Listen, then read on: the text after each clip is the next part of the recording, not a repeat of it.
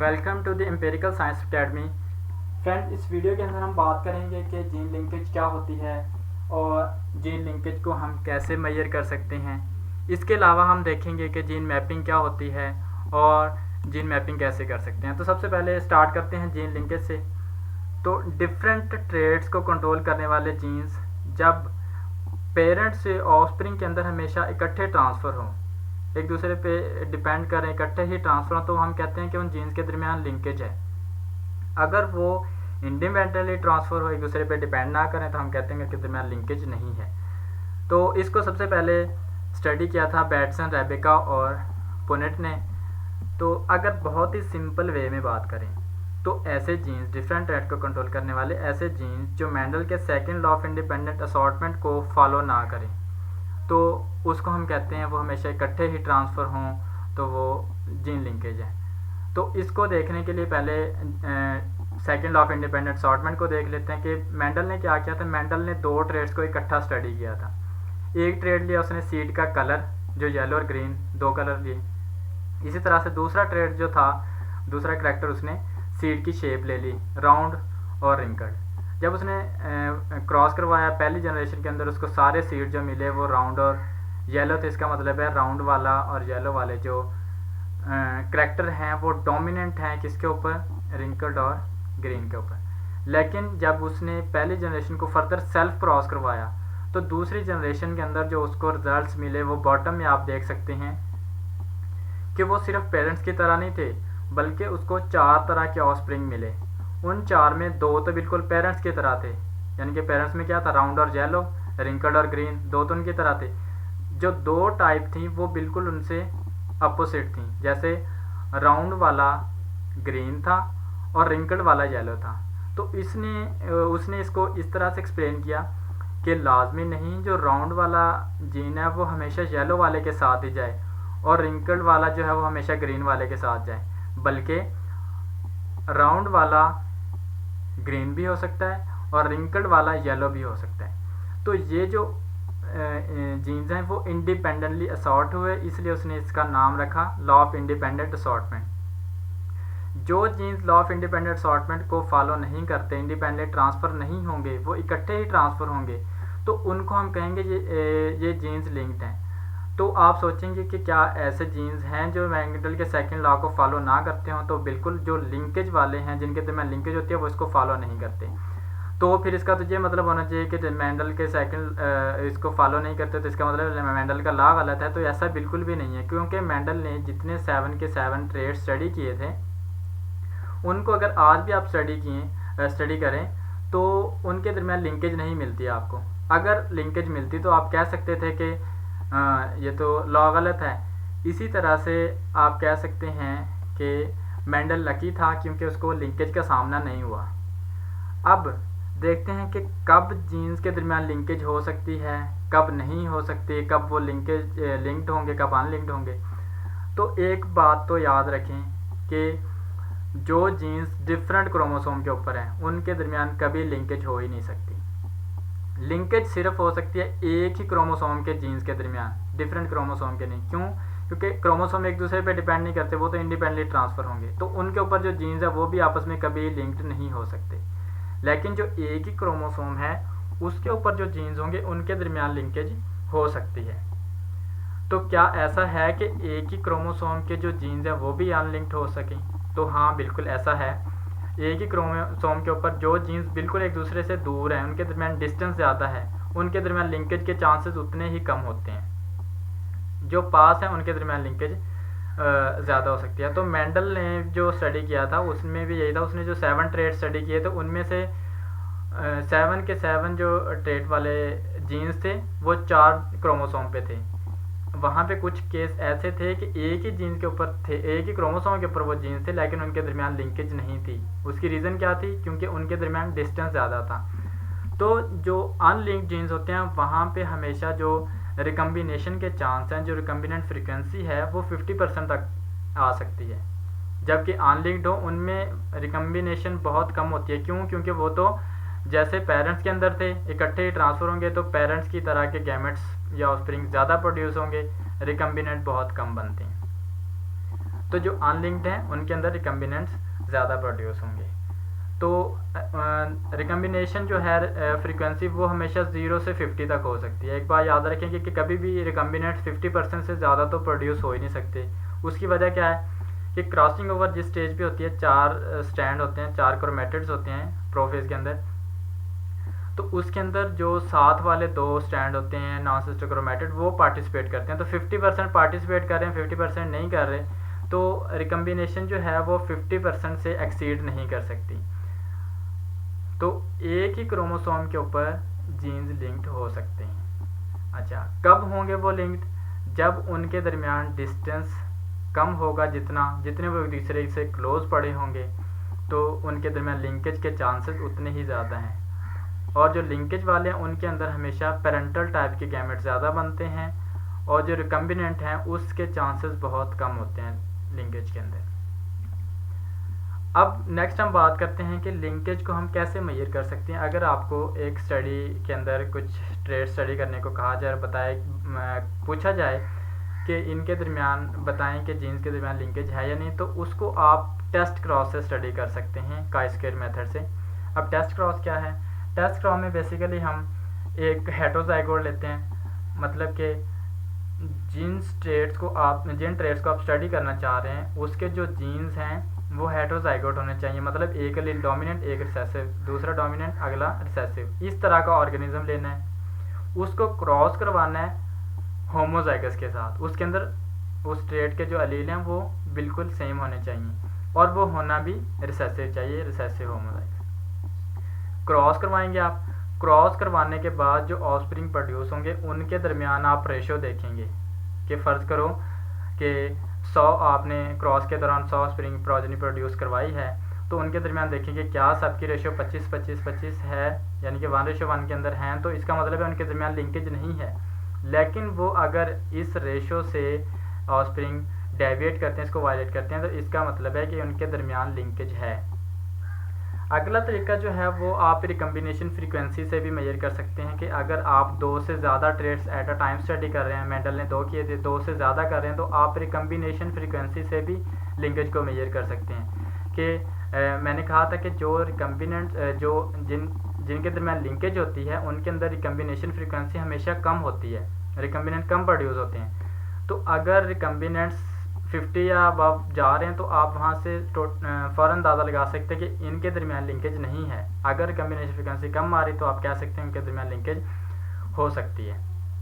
अब test cross में देखें कि एक तरफ हेटेरोजाइगोट है और दूसरी तरफ है होमोजाइगस रिसेसिव। इन दोनों को क्रॉस करवा के ये ऑफस्प्रिंग है। तो ऑफस्प्रिंग के अंदर आप देखेंगे कि अगर ये वाली रेशियो आती है तो आप कहेंगे कि उनके दरमियान लिंकेज नहीं है। अगर ये रेशियो नहीं आती तो आप कहेंगे कि उनके दरमियान लिंकेज है।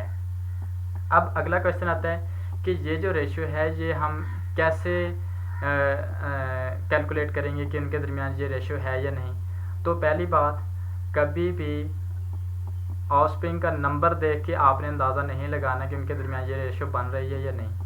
हमेशा काई स्क्वायर मेथड यूज़ करना है। काई स्क्वायर मेथड के ज़रिए से आप एग्जैक्ट पता लगा सकते हैं कि ये रेशियो उनके दरमियान है या नहीं।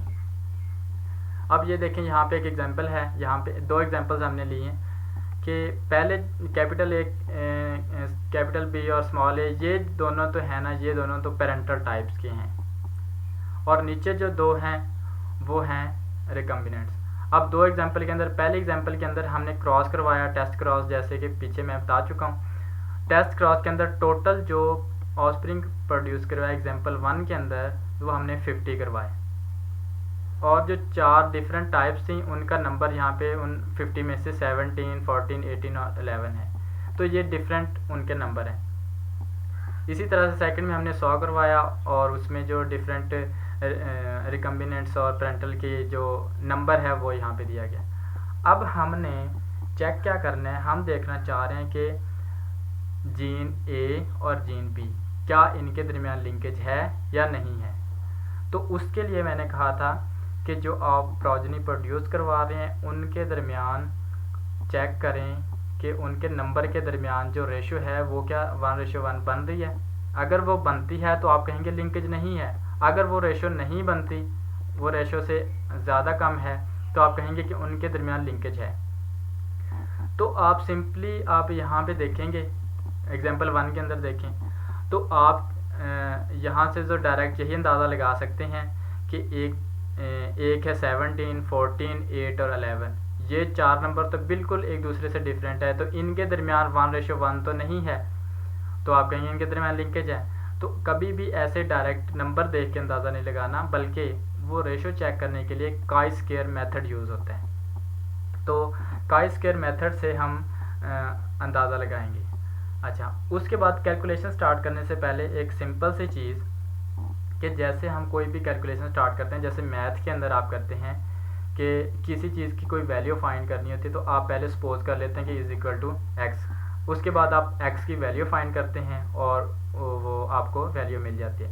इसी तरह से हम यहाँ पे कैलकुलेट करना चाह रहे हैं कि ये जो 4 नंबर हैं हमारे पास, एग्जांपल 1 के अंदर हम कह रहे हैं कि क्या इनके दरमियान 1:1 है, ये चेक करना चाह रहे हैं। अगर 1:1 चारों के दरमियान ये है तो हम कहेंगे लिंकेज नहीं है। अगर वो रेशो नहीं आती तो हम कहेंगे कि वो जीन्स लिंक्ड हैं। तो हम यहाँ पे पहले एक हाइपोथेसिस बनाएंगे, सपोज करेंगे, हम ये मान के चलेंगे कि उनके दरमियान लिंकेज नहीं है, ये मान के चलेंगे। तो इस हाइपोथेसिस को हम नल हाइपोथेसिस कह देते हैं कि ये हमने मफरूज़ा ही बना लिया।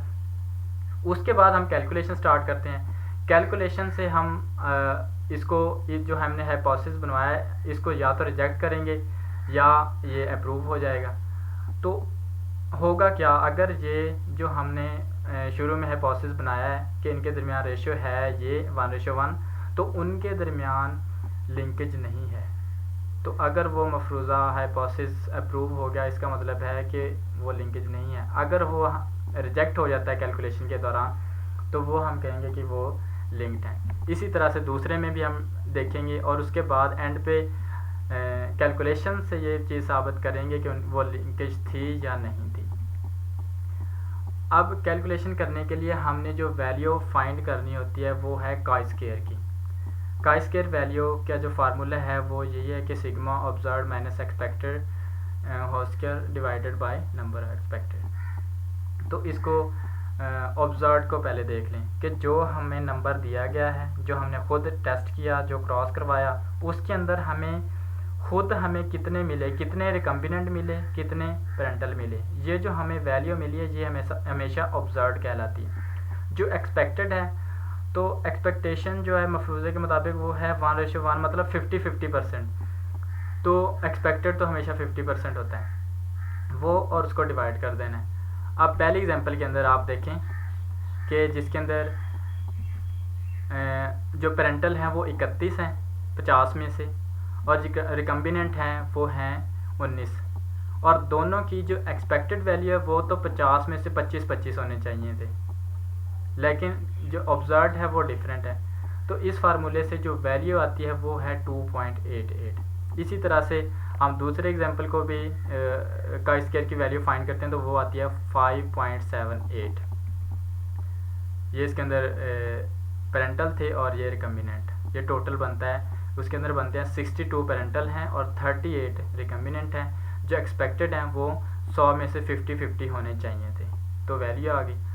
अब हम क्या करेंगे कि इन वैल्यू से अंदाज़ा लगाएंगे, इन वैल्यू को चेक करेंगे कि क्या हमने जो हाइपोथेसिस बनाया था, जो हमने नल हाइपोथेसिस बनाया था, कि नल हाइपोथेसिस क्या था, हमने सपोज किया था कि उनके दरमियान लिंकेज नहीं है, तो क्या वो सही था या गलत था।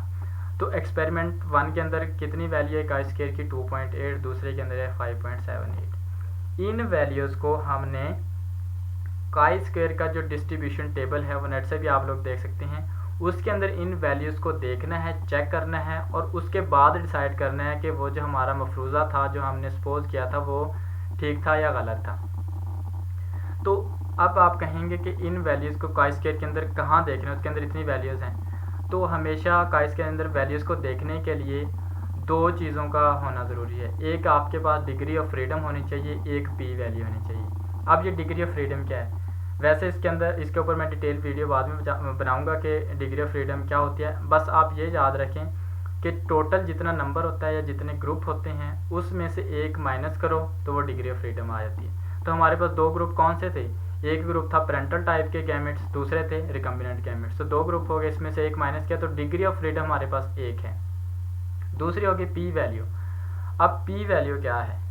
पी वैल्यू को अगर मैं सिंपल वे में बताना चाहूँ कि आप अगर फ़र्ज़ करें कि कोई टेस्ट कर रहे हैं, कोई भी आप चेकिंग कर रहे हैं, तो आप कितने परसेंट चांसेस देते हैं, कितने परसेंट कंसेशन देते हैं। इससे भी सिंपल वे में अगर बात करूं कि फ़र्ज़ करें कोई इंस्पेक्शन टीम है, किसी फैक्ट्री को चेक करने आई है और वो फैक्ट्री क्रिकेट बॉल प्रोड्यूस करती है, तो वो इतनी ज़्यादा बॉल प्रोड्यूस करेगी, इतनी ज़्यादा बॉल्स बना रही है, तो आप कैसे चेक करना है अगर सारी कि उसकी बॉल्स की क्वालिटी कैसी है। तो ऐसा तो नहीं है कि हर एक हज़ारों की तादाद में, लाखों की तादाद में अगर बॉल्स हैं तो हर एक को चेक करेंगे, तो ऐसा नहीं कर सकते आप। तो आप क्या करेंगे, उसमें से चंद एक सैंपल ले लेंगे। फ़र्ज़ करो 100 बॉल आपने रैंडमली ले ली, तो आप चेक करेंगे कि आप सोच के जाएंगे कि अगर उसके अंदर उसके रिज़ल्ट्स पहले से डिसाइड कर लेते हैं कि 95% क्वालिटी अच्छी आपको मिलती है, तो आप कहेंगे कि ये जो फैक्ट्री है ये ठीक है। 5% तक आप इग्नोर कर देते हैं कि चलिए इतने की खैर है। तो इसी तरह ये जो पी वैल्यू है ये होता है कि आप कितने परसेंट तक अगर क्या वैल्यू है जहाँ तक आप उसको इग्नोर कर देंगे। फ़र्ज़ करें कि हम यहाँ पे वैल्यूज़ जो ले रहे हैं 1:1, यहाँ पे हम पी वैल्यू से मुराद ये लेंगे कि अगर एक वैल्यू है 100, दूसरी है 95, तो हम इन दोनों के दरमियान जो 5 का डिफरेंस है ना, इसको इग्नोर कर देंगे। हम इनको कंसीडर करेंगे कि ये एक ही वैल्यू है। 5% जो है ना, इसका ये मतलब है। तो बहुत कॉमनली जो यूज़ होता है पी वैल्यू वो 0.05, ये 5% के ही बराबर है, तो ये लेते हैं। 1% भी आप ले सकते हैं। पी वैल्यू जितनी ज़्यादा कम लेंगे आपके रिजल्ट उतने ज़्यादा रिलायबल होते हैं।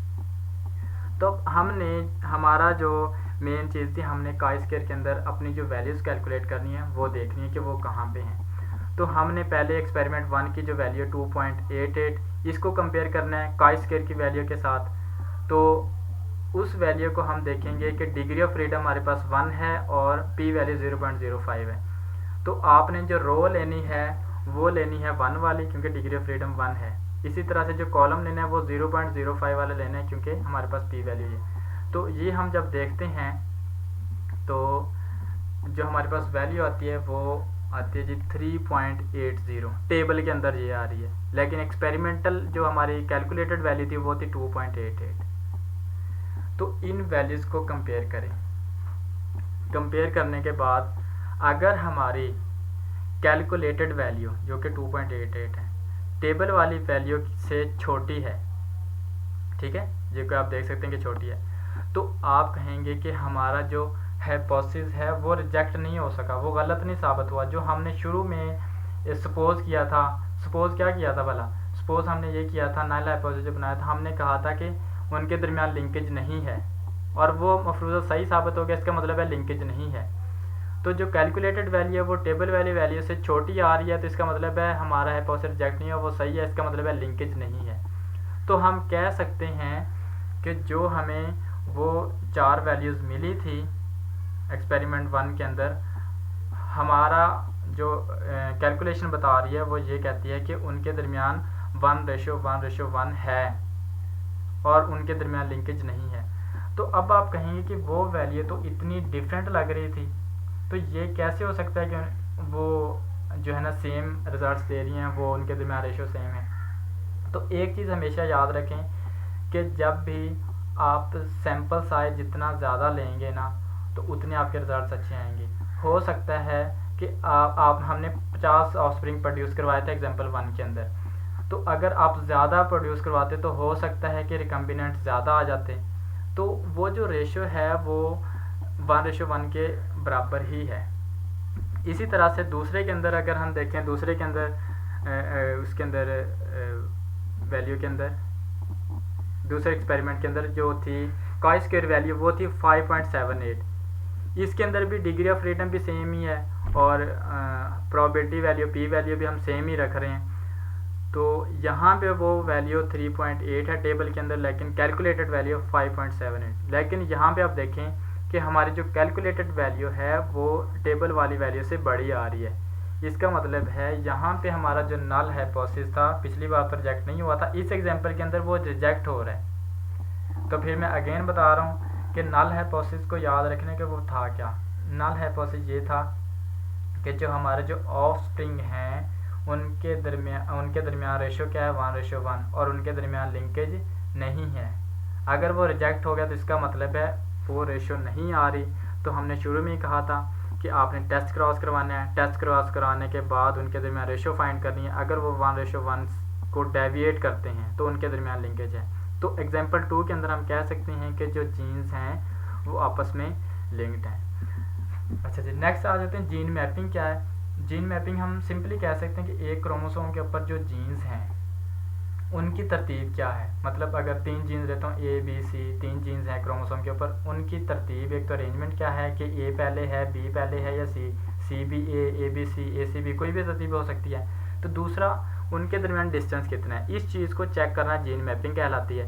तो जीन मैपिंग को हम कैसे मेजर कर सकते हैं। जीन मैपिंग को हम क्योंकि बात कर रहे हैं कि जब भी क्रॉसिंग ओवर होती है, गैमेट्स बनते हैं, तो नए जो गैमेट ऑफस्प्रिंग प्रोड्यूस होता है उसमें से कुछ पेरेंटल होते हैं, कुछ रिकम्बिनेंट्स होते हैं, कुछ पेरेंट्स से मिलते हैं, कुछ उनसे डिफरेंट होते हैं। तो क्रॉसिंग ओवर से जो रिकम्बिनेंट प्रोड्यूस होते हैं इसका हम नंबर कैलकुलेट करते हैं और इससे हम जीन्स के दरमियान डिस्टेंस मेजर कर सकते हैं। फ़र्ज़ करें यहाँ पे एग्जांपल में आप देख सकते हैं कि एक टेस्ट क्रॉस दिखाया है, तो इसके दरमियान जो साइडों वाले दोनों लेटरल साइड वाले हैं ये दोनों पेरेंटल हैं, ये पेरेंट्स से मिलते जुलते हैं। जो सेंटर वाले हैं वो रिकम्बिनेंट हैं। तो हम इस तरह टेस्ट क्रॉस करवाएंगे, ऑफस्प्रिंग को की वैल्यू कैलकुलेट करेंगे। हम देखेंगे कि कितने परसेंट या कितने ऑफस्प्रिंग हैं जो पेरेंट्स से मैच करते हैं, कितने हैं जो मैच नहीं करते यानी कि रिकम्बिनेंट है, उनका नंबर नोट करना है। तो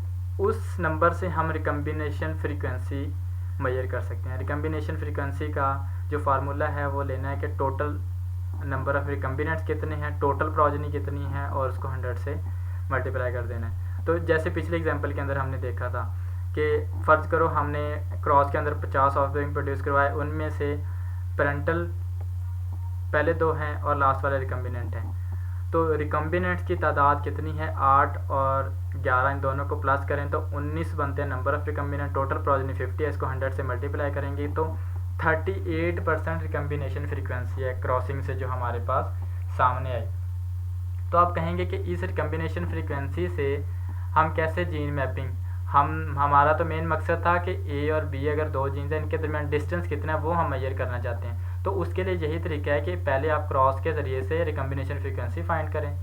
तो जितनी रिकम्बिनेशन फ्रीक्वेंसी होगी उतने सेंटीमॉर्गन ही उसके दरमियान डिस्टेंस होगा। तो मैप जो जीन्स का डिस्टेंस है क्रोमोसोम के ऊपर, उसके लिए जो यूनिट यूज़ करते हैं वो हम यूज़ करते हैं सेंटीमॉर्गन, जो कि थॉमस सेंटीमॉर्गन के नाम पे रखा गया है। तो अगर 2 जीन्स के दरमियान रिकम्बिनेशन फ्रीक्वेंसी 1 आ रही है तो इसका मतलब उनके दरमियान डिस्टेंस 1 सेंटीमॉर्गन है। इसी तरह से 2 है तो 2, इसी तरह से हमारे पास 38% आया था। नेक्स्ट है बहुत आम सा बहुत कॉमनली पूछा जाता है क्वेश्चन कि लिंकेज ग्रुप क्या है। लिंकेज ग्रुप आप कह सकते हैं कि हमने बात की कि एक ही क्रोमोसोम के ऊपर जो जीन्स हैं ना वो लिंक्ड जीन्स होते हैं, उनके दरमियान लिंकेज होती है। तो लिंकेज ग्रुप का मतलब हुआ कि एक क्रोमोसोम के ऊपर जितने भी जीन्स हैं वो एक ग्रुप बनाते हैं, क्योंकि जिधर वो क्रोमोसोम जाएगा उसके ऊपर ही वो 7 जीन्स इकट्ठे ट्रांसफ़र होंगे, तो वो एक लिंकेज ग्रुप बन गया। तो इस तरह से उसको हम एक लिंकेज ग्रुप कहेंगे। तो ये क्वेश्चन अक्सर एग्जाम में पूछ लिया जाता है कि फ़लाँ ऑर्गेनिज्म के अंदर कितने लिंकेज ग्रुप्स हैं। तो उसके लिए सबसे सिंपल वे आपने यही है कि आपने देखना है कि एक ऑर्गेनिज्म के अंदर हैप्लॉइड नंबर ऑफ क्रोमोसोम कितने हैं। जैसे कि अब इंसान की बात करें तो हमारे अंदर डिप्लॉइड तो वैसे 46 क्रोमोसोम होते हैं, लेकिन हैप्लॉइड साइड कितना बनता है 23। तो जितने क्रोमोसोम बन रहे हैं 23, तो उतने ही लिंकेज ग्रुप्स होंगे। तो 23 हैं तो 23। तो आई होप कि आपको क्लियर हो गया होगा। लेकिन अगर फिर भी आपको क्वेश्चन है तो आप कमेंट में पूछ सकते हैं। If you like videos please click the subscribe button and share with your friends. Thank you.